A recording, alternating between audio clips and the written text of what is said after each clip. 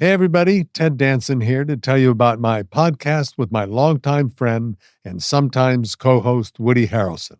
It's called Where Everybody Knows Your Name, and we're back for another season. I'm so excited to be joined this season by friends like John Mulaney, David Spade, Sarah Silverman, Ed Helms, and many more. You don't want to miss it. Listen to Where Everybody Knows Your Name with me, Ted Danson, and Woody Harrelson sometimes, wherever you get your podcasts. The days are longer, the calendar is filling up, and I want to feel as good as this beautiful summer weather. That's why I've been loving Groons. It's one daily pack of gummies that covers my greens, vitamins, minerals, and even has 6 grams of prebiotic fiber. So I don't need to juggle a complicated wellness routine on top of everything else. They taste amazing. They're easy to toss in my bag on the go. Plus, they're vegan, gluten-free, and HSA FSA eligible for reimbursement. Save up to 52% off with code PODCAST at Groons.co. That's code PODCAST at GRUNS.co. You can support this podcast at patreon.com/partnersincrimemedia. This week's Law & Order Marathon winner is Marta Caneiro from Águas Santas in Portugal. Marta will get a marathon decal showing she watched 26.2 hours of her favorite crime show. To be next week's winner, sign up at lawandorderpodcast.com. I'm Kevin Flynn with Rebecca Lavoie and Marcia Chatelain, and these are their stories. You think you know who did it, but you don't know who did it. Law and order, law and order, law and order. It's no ordinary police procedural, baby. It's the FNOG of police procedurals, baby. Law and order, law and order, law and order, law and order. These are their stories, these are their stories. Welcome to These Are Their Stories, the podcast about network TV's most enduring crime franchise and the real-life cases that inspired their shows. I'm Kevin Flynn. Each podcast will break down an episode from either Criminal Intent, SVU, or Original Recipe. And today we're looking at Criminal Intent, Season 2, Episode 3, Anti-Thesis. I did a search for Australian women who had been imprisoned in Thailand. I found one who matched Hitchens, Nicole Wallace. Joining me to do that is true crime author and host of Crime Writers On and Slate's Mom and Dad Are Fighting podcast, Rebecca Lavoie. Hello, Rebecca. I don't like to think of them as podcasts. I like to think of them as danceable education, Kevin. That's perfect. And rounding out the panel is our returning guest from the Office Hours podcast and Undisclosed, Dr. Marcia Chatelain. Hello, Marcia. Hi, Kevin. And I know the difference between hominy and hegemony. You guys are just so smart. One of them is a grit. One of them is a grit. And one of them is a source of struggle. It was a super awful, racist joke that was made. We didn't get that? Oh, no. Because I don't get the difference between those two. So, Marcia, and I can call you Marcia, right? I don't have to call you Dr. or Professor Chatelain. We are not in a classroom, so we can be by first names, but plan accordingly next time I see you on campus. Got you. Well, you are an associate professor at Georgetown, and I understand that's a good school, right? It's no Hudson University, but it's trying to climb in the rankings. Yeah, that's good. That's good.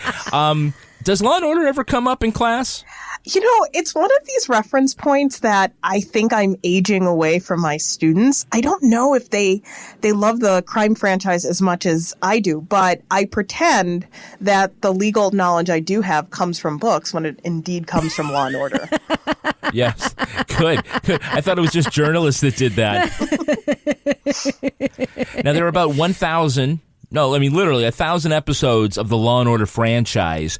You say this is your all-time favorite episode. Can you tell me why? So every time this episode gets rerun on TNT or wherever, every professor I know stops doing work and posts on social media that the episode is on. And we all kind of collectively react to this episode. It is ridiculous in the best Law and Order way. And I think as a professor, I rarely see myself in popular culture.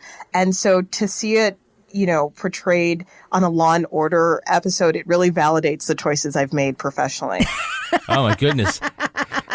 You're nobody till you've killed somebody on Law & Order. Absolutely. Now, of all the franchises, which two cops are your favorite detective team? Favorite Law and Order detective team. Goren and Eames, all the way. I said it last time and I'll say it again. I believe that Goren is that guy in your graduate cohort who annoys the hell out of you. He knows the answers. Eames smells funny. Smells very funny. Eames is, the friend who hangs out. You don't know if she's in graduate school, but she's around.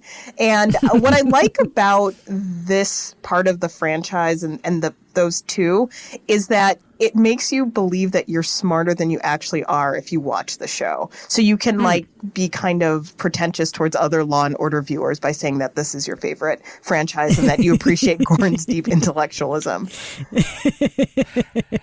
And who is your favorite prosecutorial team? Favorite Law and Order District Attorney Prosecutorial Team. It would have to be Carver. He sometimes works with Criminal help Intent. From Criminal Intent. I'm devoted to the franchise. What did I tell you? What I like about him is that he's really unable to keep up with the pace of Goren's intellectualism. So there's always this moment where he's like, damn it, you could have told me. But could they have told you? Would you have gotten it? So even though he may not be the brightest among the group, I do think that he's probably a better actor than most. It is Courtney B. Vance, after all. Yes, national treasure.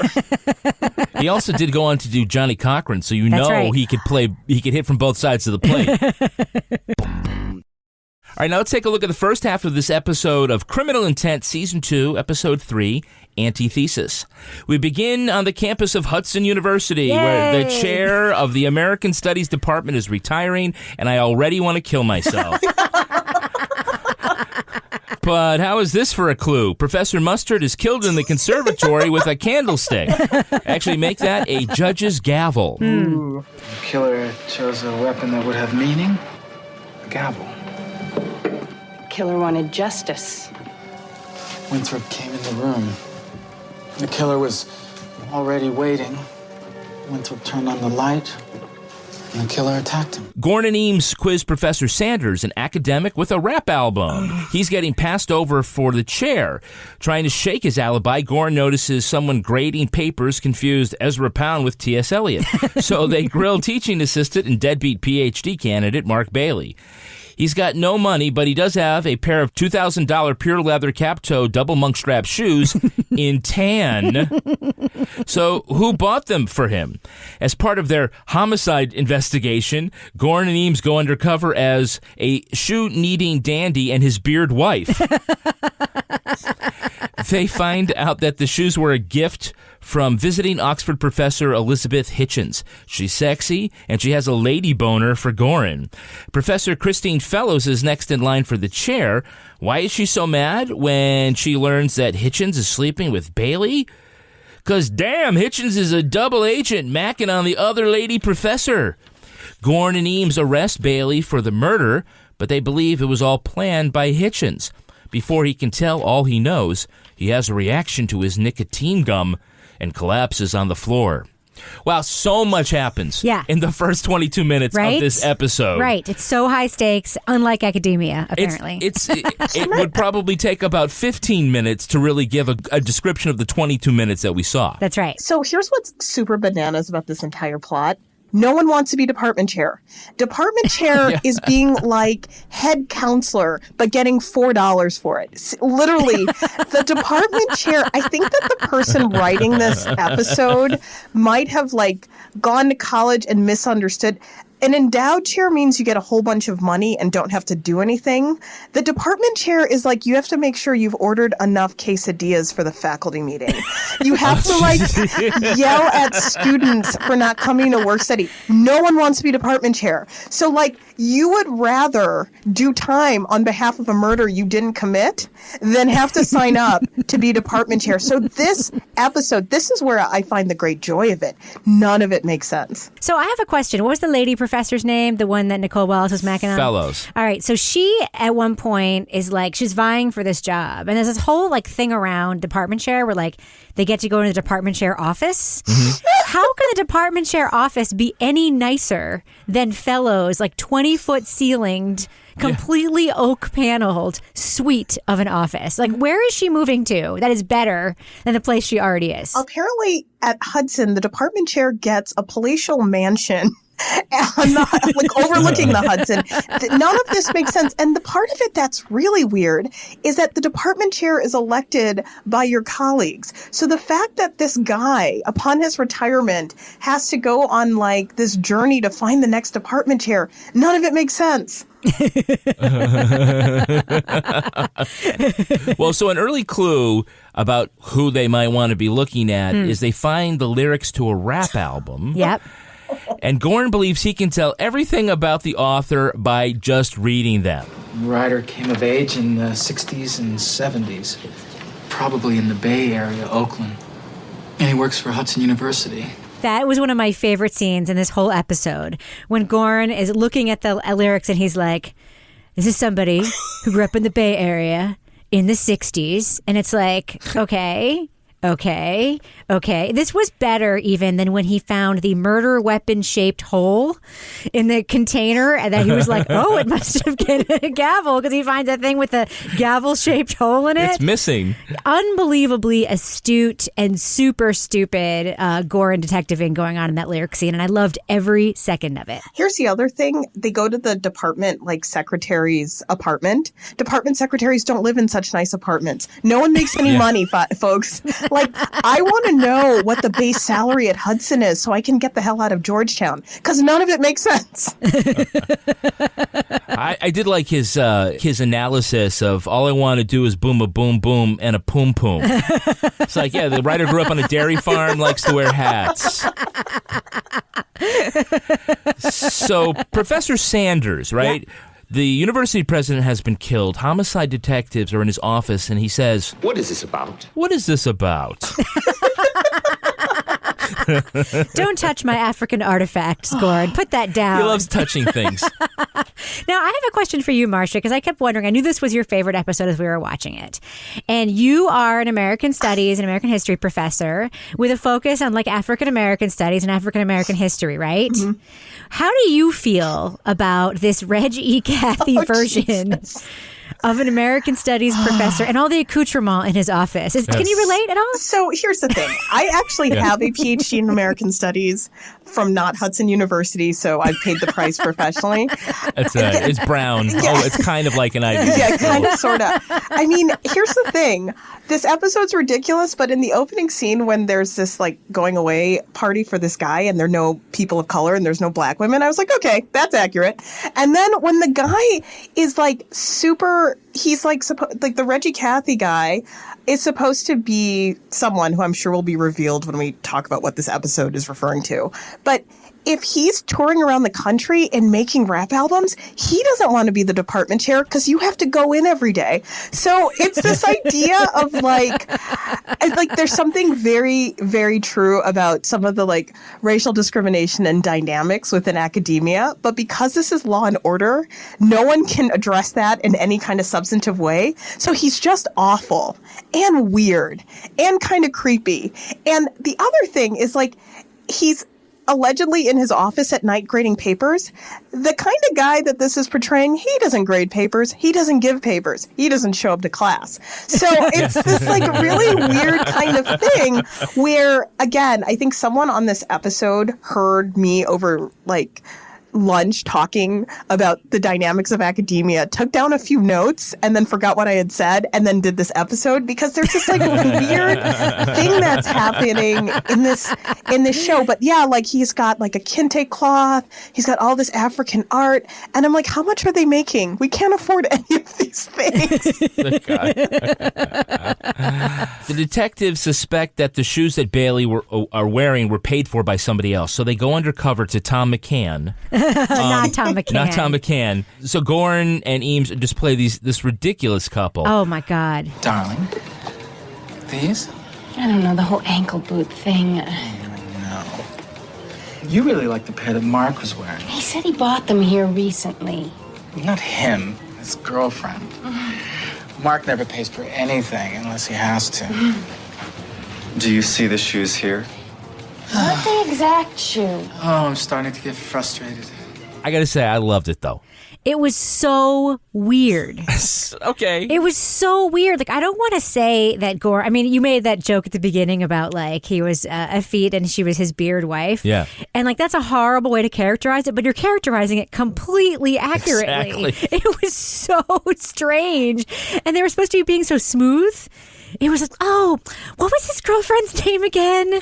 What did he say she did for a living? I don't know. Why were there paper sales slips? Like, was it 1820? Yeah. I was like, debit cards hadn't been invented yet when this episode came out, so people wrote down, and then they were like, and then they find a phone number from Hudson's, like, main campus extension. You realize that most college campuses, like, we're not allowed to have phones in our offices anymore because of budget cuts. So, Yeah. I mean, this Hudson place, I'm just saying, if you're hiring.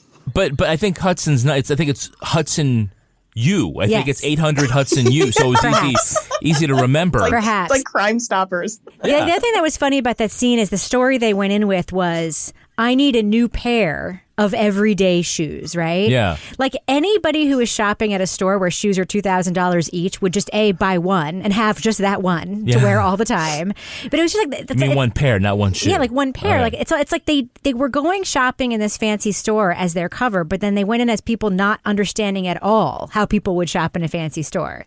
Like it was bad on every level. I disagree. I mean, I think it was, but there are times when Criminal Intent really gives a wink to its faithful fans, to kind of play with these characters that people really love. And I don't think they're afraid to make D'Onofrio look a little silly because he is so intense. Yeah. Well, if I were directing him, I would do the same thing. You know what this is? It's the Criminal Intent version of when SVU, when they send Stabler and Benson to be like weirdo couples, or they send them into Swingers. sex parties or swingers. Yes, and, exactly. And you're like, I don't even know if I'm supposed to laugh or just kind of hate myself a little bit for watching, but you end up doing both.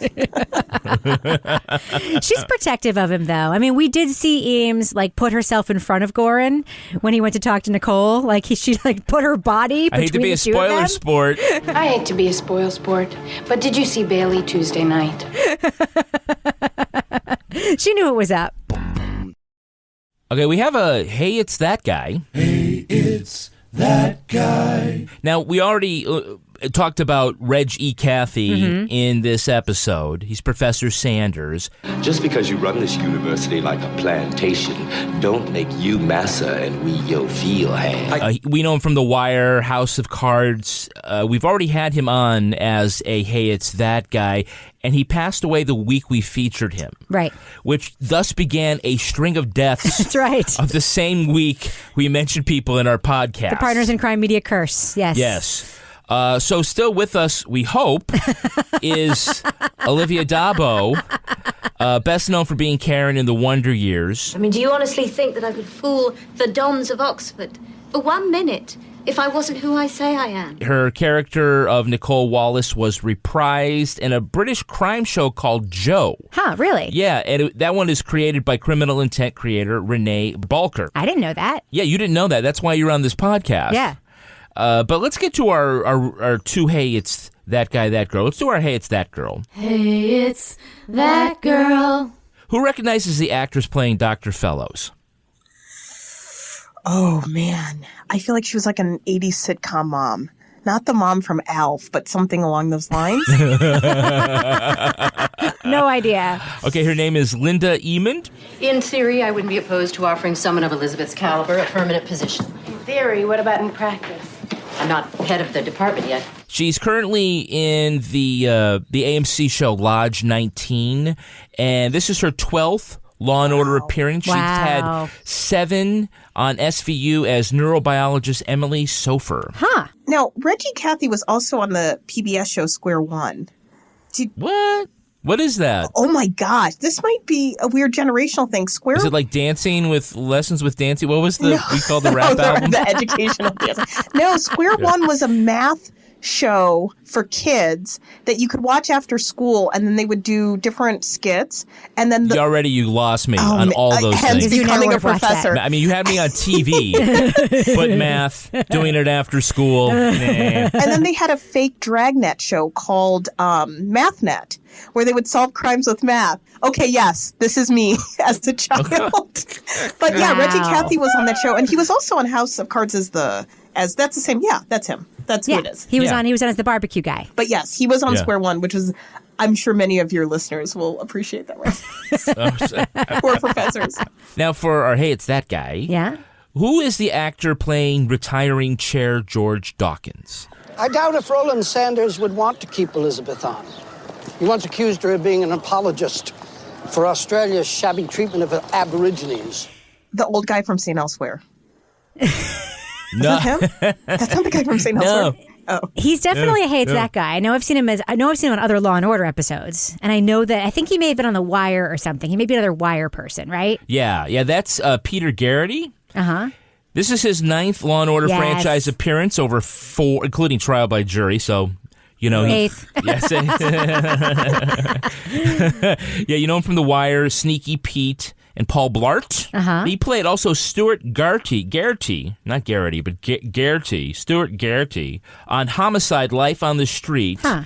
The character first appeared as a cowardly patrolman who becomes a dubious detective who later takes over the homicide unit when G runs for mayor. Now, I bring it up because Garrity had an affair in Baltimore with Billy Lou Munch, John Munch's 4th wife, which led to the divorce. Wow. This guy's been around. He has been around. So apparently he has been in everything. Yeah. Ew. Yuck. So points to Hudson for hiring another criminal professor. We are Hudson, where the bad guys go to school. Goren goes to Hitchens' class, right? And he's hiding behind a student in the back, waiting for the perfect rhetorical question to jump in. Moby Dick, what characterizes Ahab's obsession? Yes, in the back.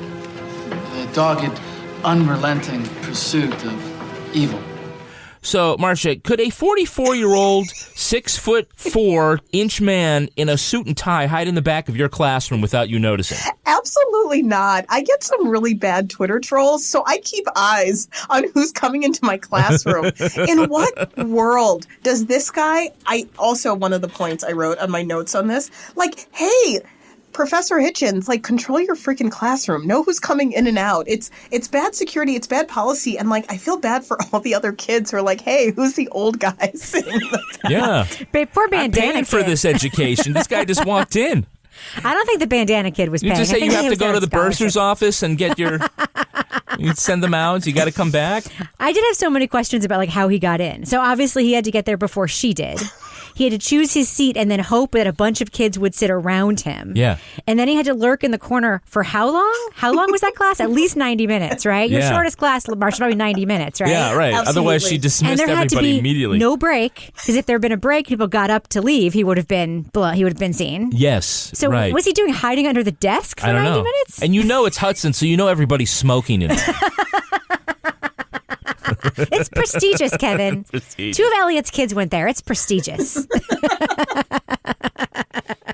So there were 2 lines in this episode that were my favorite. One of them happened in the first half when Nicole turns to her boyfriend Bailey and says, Just have your gum and get into bed. Have your gum and get into bed. That's so sexy. Is he supposed to be chewing the gum as he goes to sleep? Like, what's the plan there? You know, if they're like all of a sudden like going to get it on, I'd be like, take your gum out of your mouth and get into bed. It's so weird. And usually the show isn't that demonstrative about clues. It was just weird.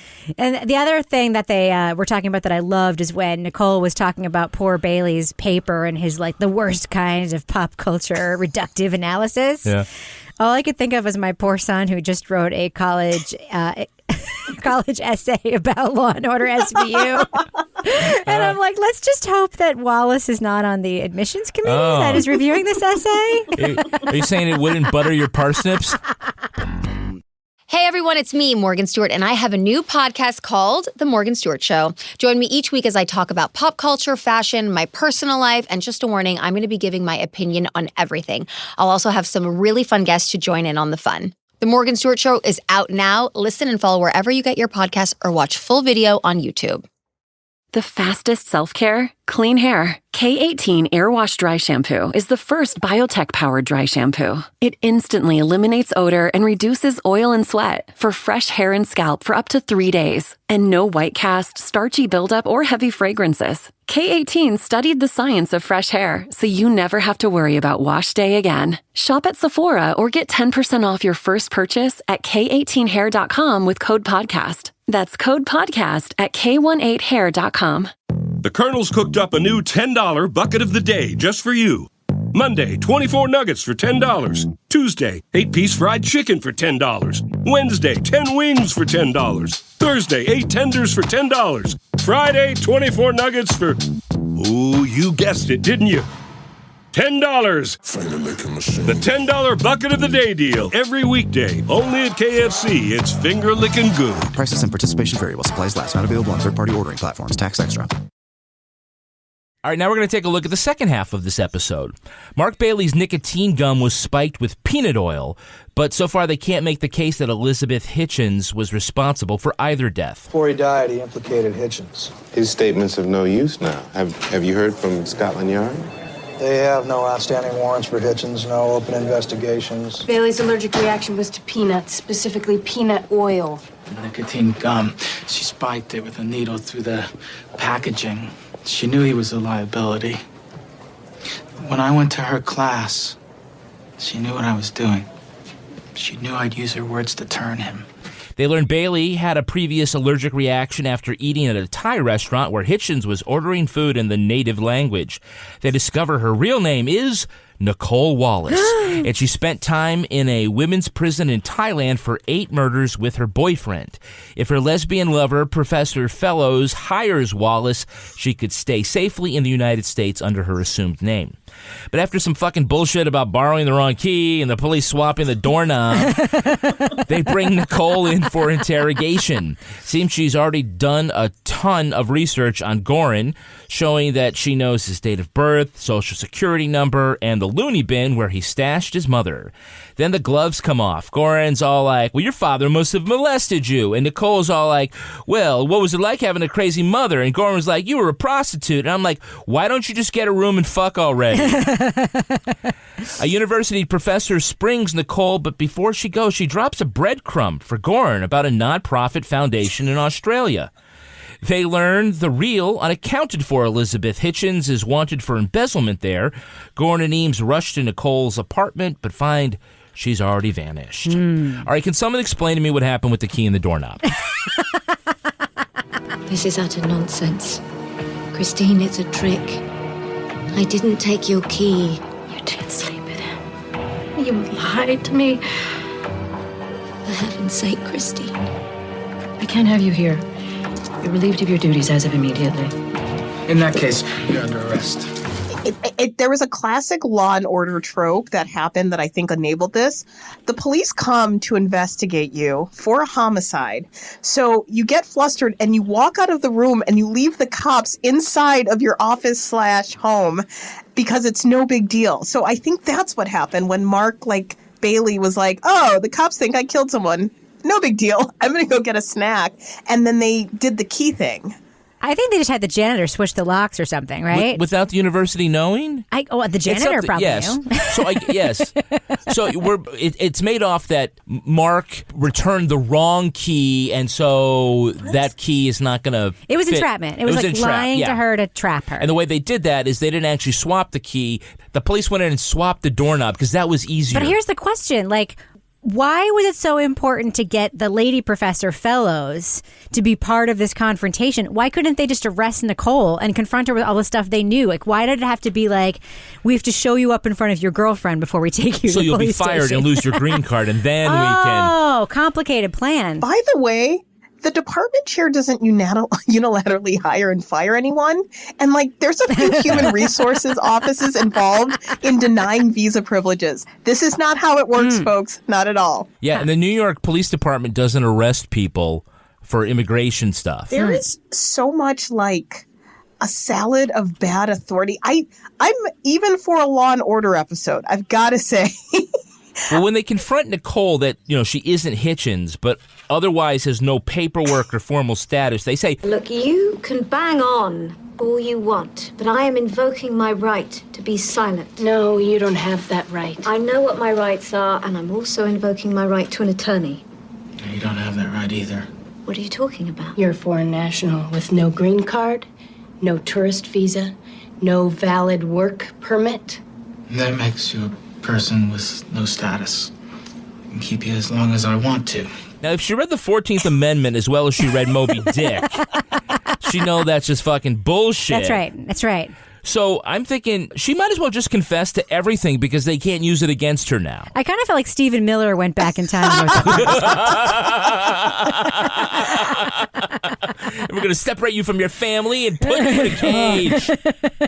There's no due process in this world on that one day involving Hudson University. The other thing that I was wondering is, she kept denying it, and they were like, they were cornered because they couldn't prove it. I'm like, don't they have the fucking newspaper picture of her that shows her? Like, we saw it. The audience, they show us the picture. And there's never a scene where they're like, hey, that's you. And she just like sits there and denies it, and they're like, oh, maybe she's not. It's like, what are you talking about? You saw her picture. That's Fred Savage's sister from the Wonder Years. It's 100% her. She goes to great lengths to create this new persona and learn everything about Oxford, blah, blah, blah. But at a Thai restaurant, she thinks it's totes funny to joke about the time that she spent in a prison in Thailand with the waitress. Like, this behavior makes no sense. And then Goren, all of a sudden, he has no emotions about anything, but decides to start talking about his mentally ill mom with her. Like, none of these characters act like the people that they are for the majority of the show, and that's why we can't figure out what just happened. That's right. She rattles him. He says, this one is very, very good. What are you talking about? She's just a psychopath. You've dealt with way worse, Goren. Way worse. Yeah, so the confrontation between Goren and Nicole gets dark pretty fast. Yeah. How old were you when you first realized your mommy wasn't like all the other mommies? 7. Are you ashamed? I'm frightened. It's my turn. How old were you when your father first molested you? It's the only explanation for your intense hatred for men. And not that you think much of women either. Since your mother was too scared, or too drunk, too self-absorbed. No. To protect you. None of those things happen. None of those things are true. No, that's why you can't form connections. That's why you use sex as an exercise in self-hatred. It's why when you came back from Thailand, you supported yourself with prostitution, didn't you, Nicole? So it's like, oh, you're going to go there? So what do you think of these suppositions about each other's complicated personalities? Just by looking at you, I can tell your father molested you. No, not only that. How old were you when your father molested you? That's presumptuous. What was it like knowing your mother was batshit? Well, here's the thing. I do not share that experience with Nicole Wallace, and he said, this is why you hate men. I feel like there's a lot of reasons to hate men that have nothing to do with abuse at an early age. I was like, come on, Goren, really? It's the only thing that can explain it. It's the only thing. Right. And not for nothing, but I think we already established that the motive was for professional advancement, not because she just hated men. That's right. Yes. And we also heard that she killed people with her old boyfriend because he wanted her to, right? Or at least that's what she said. She's got 8 bodies on her. That's all very believable. Plus 2 more, so that's 10. So you filled up one whole card. Your next murder is free. I don't know where this whole Goren Wallace, I don't see the chemistry at all. No. I know we're supposed to believe that they become like that Sherlock Holmes, that woman who's the... You mean Moriarty? Yeah, but that's Moriarty, but also that lady villain that he sort of pairs up with, who's the con lady. Is like a serial killer? Yes, that one. Like there's supposed to be like a spark between them. Uh-huh. I've never, ever seen it. Ever. But we're supposed to believe it. A good question is, why when she's getting away with all this, does she feel the need to turn over another card in her carefully constructed identity theft while she's literally walking out the door? I mean, why does she feel the need to get a job? I mean, she's clearly able to like be anywhere she wants to be, live anywhere she wants to live, borrow anybody's apartment she wants to borrow, and like have sex with anybody she wants to have sex with.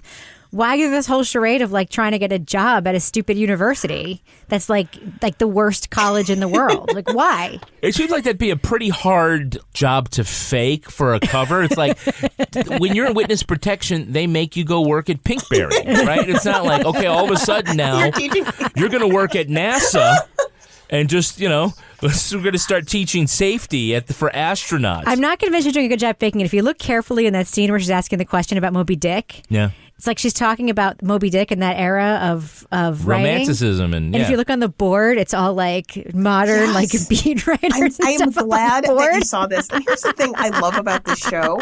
In the Law and Order universe, Goren is the only person who's ever read a book. So it's like he's the only one who has sufficient literacy to understand any reference. And I'm thinking to myself, okay, you might be the smartest guy in your office, but surely on vacation, someone has read a book before. He would be the world's greatest grad student, let me tell you. Oh, he'd be a pain in the ass. His dissertation would go 1,000 pages. It would be the worst kind of pop culture reductive nonsense. And here's the other thing. The last note about this is that, it has a lot of great, stereotypes about professors. You've got the professor sleeping with a graduate student, blah, blah, blah.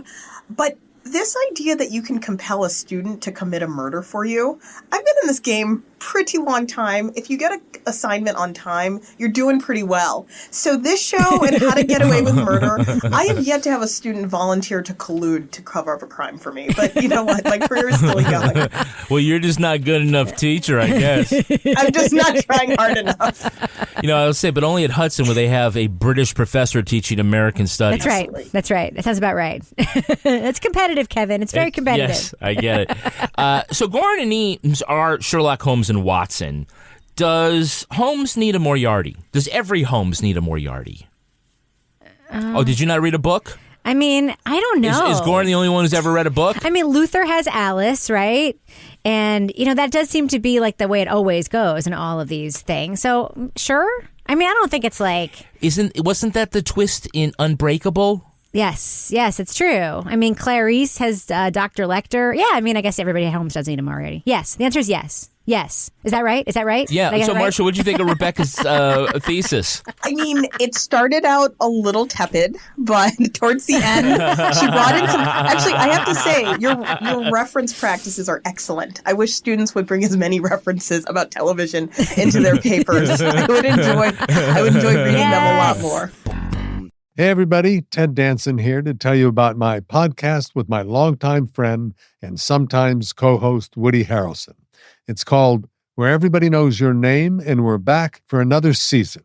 I'm so excited to be joined this season by friends like John Mulaney, David Spade, Sarah Silverman, Ed Helms, and many more. You don't want to miss it. Listen to Where Everybody Knows Your Name with me, Ted Danson, and Woody Harrelson sometimes, wherever you get your podcasts. The fastest self-care? Clean hair. K18 Air Wash Dry Shampoo is the first biotech-powered dry shampoo. It instantly eliminates odor and reduces oil and sweat for fresh hair and scalp for up to 3 days. And no white cast, starchy buildup, or heavy fragrances. K18 studied the science of fresh hair, so you never have to worry about wash day again. Shop at Sephora or get 10% off your first purchase at K18hair.com with code PODCAST. That's code PODCAST at K18hair.com. The days are longer, the calendar is filling up, and I want to feel as good as this beautiful summer weather. That's why I've been loving Groones. It's one daily pack of gummies that covers my greens, vitamins, minerals, and even has 6 grams of prebiotic fiber. So I don't need to juggle a complicated wellness routine on top of everything else. They taste amazing. They're easy to toss in my bag on the go. Plus, they're vegan, gluten-free, and HSA FSA eligible for reimbursement. Save up to 52% off with code PODCAST at Groones.co. That's code PODCAST at GRUNS.co.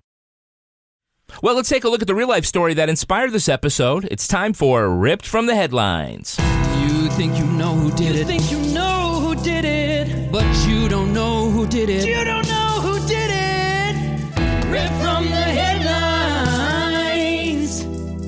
The key plot point in this episode was inspired by a very public dust-up between a famous professor and the president of Harvard. Cornel West is a leading academic of African American studies. In addition to holding a PhD in philosophy, Dr. West became a media fixture as a charismatic political commentator during the 1990s. In the year 2000, he became a senior advisor to Democratic presidential candidate Bill Bradley. It was at this time the Harvard professor was summoned for a private meeting with university president Lawrence Summers. It was later reported that Summers dressed down West for missing too many of his classes to devote time to his other celebrity efforts. Summers suggested the professor dedicate time to a scholarly publication rather than his recent books of political commentary. The fracas went unreported until West left for Princeton in 2002. The professor trashed Summers in public appearances. West also said he was miffed that Summers didn't send him get well wishes after cancer treatment. Among normally sober academics, the beef was quite juicy. Lawrence Summers left Harvard in 2006. Cornel West continues to lecture on racial and social justice issues around the country.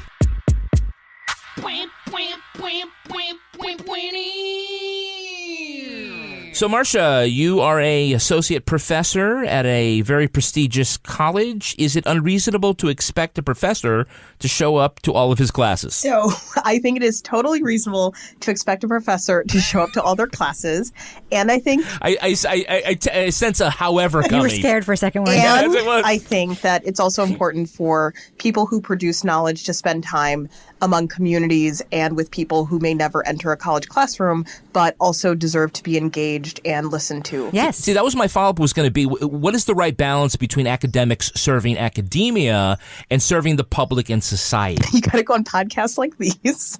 No, I think... No, not these. Maybe some other podcasts, but this isn't really up to As someone anybody. who really believes in doing scholarship in public, I think it's my responsibility to make a case for my academic discipline as well as for higher education. So I like to think of myself as a lobbyist of sorts to help the public understand why our research is important and why they should support it. And so I think it's important for people to engage a lot of communities, because without taxpayer dollars and without public support, we wouldn't have the kind of jobs that we have. So I think it is important to have a nice balance. So I know both those guys that Sai talked about in the real story. I know, You know them Cornel personally? West, no, but I know them from like TV. And Larry Summers was a member of the Clinton administration. I believe he was Secretary of the Treasury. Larry Summers was also a character in the Facebook movie, The Social Network. He's the one who slapped down the Winkelvosses. If that's true, I mean, as mixed feelings as I might have about him as a human being, given all that we're learning about Harvard right now and their super shitty admission practices, that scene where he smacks down the Winklevi in The Social Network is one of my favorite portrayals. Winklevi. I like that. I do think it's important, though, maybe to have it sort of both ways, where if you are an academic researcher, you're supposed to be gathering knowledge, but it probably does no good if you share it only with graduate students and, you know, with other professors, and that there is an obligation for someone, perhaps you, perhaps somebody else, but to take it the next step and bring it out there to the public. Yeah. Especially if it's research on things like social justice issues, which benefit many people who may never go to Hudson University. But here's the thing, and this is the thing, a lot of professors write academic papers, which the world doesn't read because they're usually behind paywalls. Right. We only get the little synthesis of them that's in the Week or like USA Today if it's something juicy like eating oranges helps you lose weight or whatever. We never get like the real stuff. It's when professors write books that are meant for broad consumption that we actually get to avail ourselves of their work. And I think about somebody besides Marcia. I think about someone like Colin Miller from Undisclosed, who has like made it his life's mission to like teach America about the law. And like what he's doing outside the classroom, to me, it probably makes him an even better teacher, because he's just, it's important to him that as many people understand as possible. And I really admire that. Absolutely. I think Colin Miller is a really good example of someone who takes his academic job seriously, but also I think takes his public service really seriously. And hopefully with more people like him out there, it'll really change the future generations of people who want to enter the profession because they see that you can do both of those things. You're right. Dr. West was in 2 of the Matrix movies.